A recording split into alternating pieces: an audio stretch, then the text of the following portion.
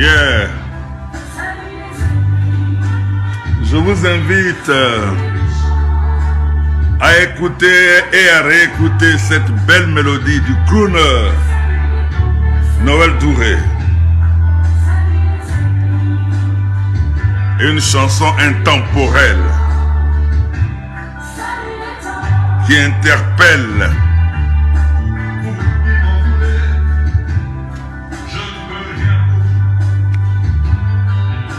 Vous qui me détestez, je ne peux rien pour vous non plus.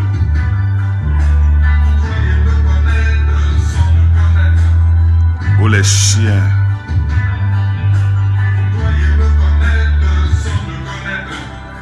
Pour les loups-garous. Alors cette musique, c'est juste pour vous dire que la Côte d'Ivoire avance.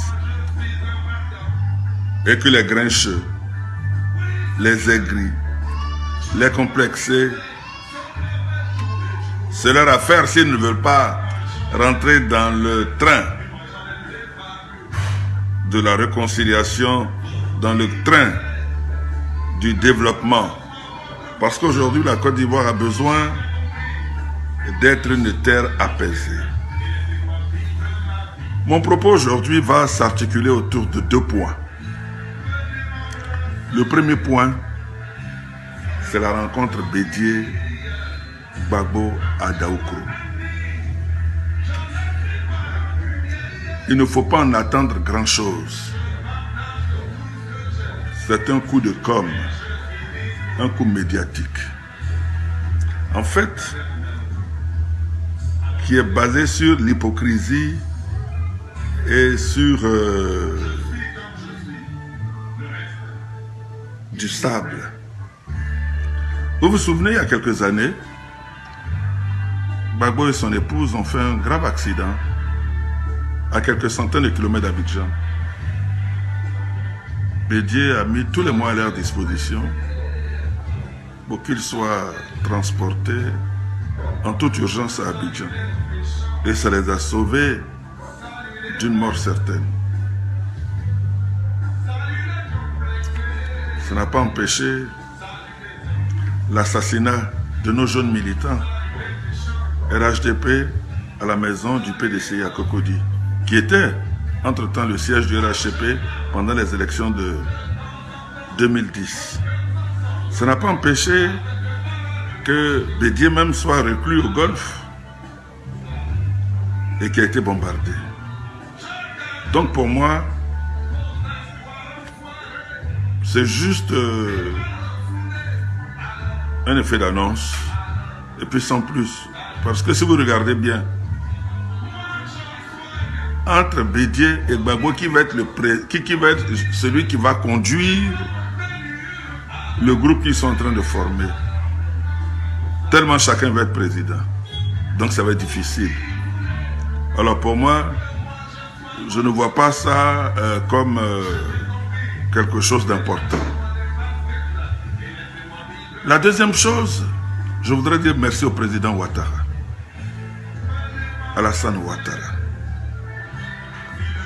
J'avoue que sa bonté et son humanité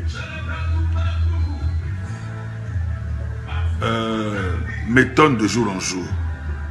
Je suis surpris, mais agréablement surpris. Voilà un monsieur qui, après avoir subi les affres de la politique identitaire en Côte d'Ivoire, a quand même baptisé le 3e pont Henri Konan Bédié. En fait, si quelqu'un n'est pas bon, si quelqu'un ne se met pas au-dessus de certaines choses, il ne peut pas poser l'acte qu'il a posé. Parce que je suis convaincu que le président Bédié n'aurait jamais même dit voilà le pont Alassane Ouattara. Et ça, je voudrais lui dire merci. On peut épiloguer comme on veut. On peut partir, peut passer par Monts-et-Vaux. Mais la réalité, elle est là, elle est implacable. Un pont s'appelle Henri Konan Bédié et c'est l'œuvre d'Alassane Ouattara. Et je lui dis merci. Et c'est pour cela que je dis que je veux saluer son humanisme. Quelqu'un qui est toujours prêt à tendre la main aux autres. Quelqu'un qui est toujours prêt à se battre pour que tous les fils, pour que toutes les filles de Côte d'Ivoire se mettent ensemble pour la réconciliation et la construction de notre pays. Je voudrais vraiment lui dire merci. Il a posé plein d'autres actes. Je vois ceux qui s'en vont et marcher. Je vois ceux qui sont soignés à longueur de journée, ici en Côte d'Ivoire ou à l'extérieur, même parmi ses pires profondeurs. Mais c'est la qualité d'un homme. Un homme d'État ne doit pas regarder dans la basse-cour. Il doit se mettre au-dessus. Et c'est pour cela que je voulais le féliciter.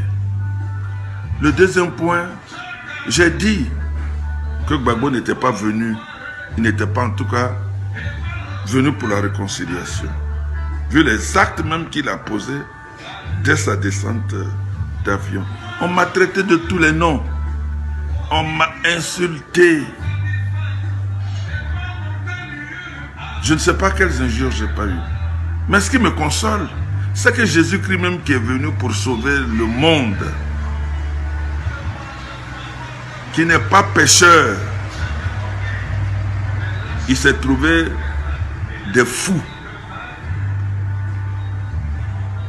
pour l'humilier, pour le chicoter, pour le crucifier.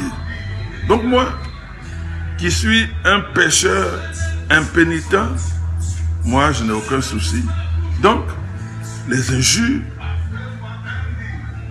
passent, mais la réalité elle est là. Gbagbo nous dit qu'il n'a pas perdu les élections. Ça veut dire ce que ça veut dire. Gbagbo dit qu'il est d'accord avec le boycott actif. Ça veut dire ce que ça veut dire. Gbagbo dit qu'il est venu faire de la politique. J'espère qu'il fera la bonne politique. Parce que la politique qui nous a servi jusqu'à maintenant a donné 3000 morts. Donc sa politique, faut qu'il fasse la bonne.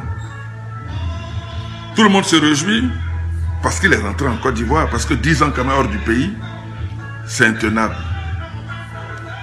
Donc on se réjouit qu'il soit rentré grâce à la magnanimité du président de la République.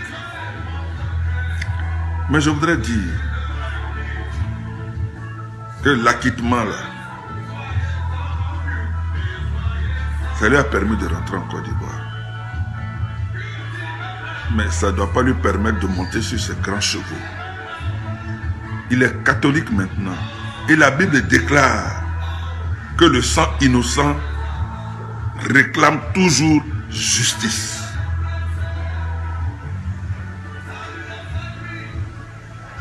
Il faut que Gbagbo comprenne que ceux qui sont morts inutilement, quelquefois du fait de l'article 125, ne doivent pas passer par perte et profit. Et quand il rentre en Côte d'Ivoire, parce que acquitté, lui-même sa conscience doit lui parler. Pour dire, je n'ai peut-être pas été le donneur d'ordre, mais pour mon pouvoir, voilà ce qui s'est passé. Et c'est important. Il ne doit pas dire, j'ai été acquitté, qui a tué? Quels sont donc les auteurs?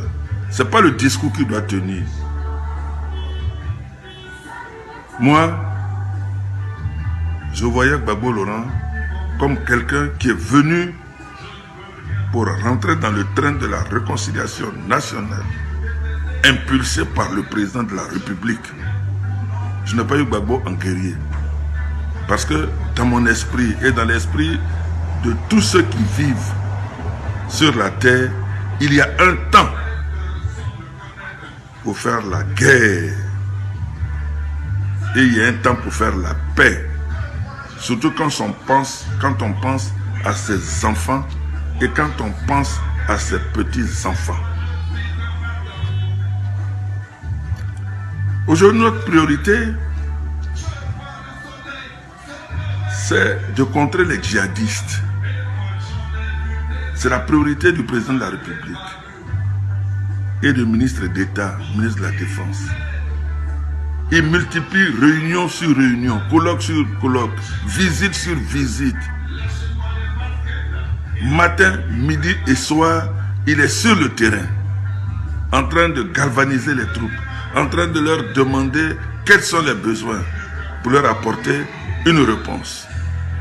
Aujourd'hui, c'est à ça que la Côte d'Ivoire s'attelle.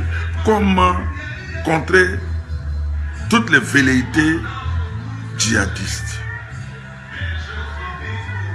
Et moi, j'encourage le Conseil national de sécurité avec à sa tête le président de la République et le ministre de la Défense, le ministre d'État, le ministre de la Défense, dans leur œuvre de sécurisation de la frontière et dans la protection des biens et des personnes.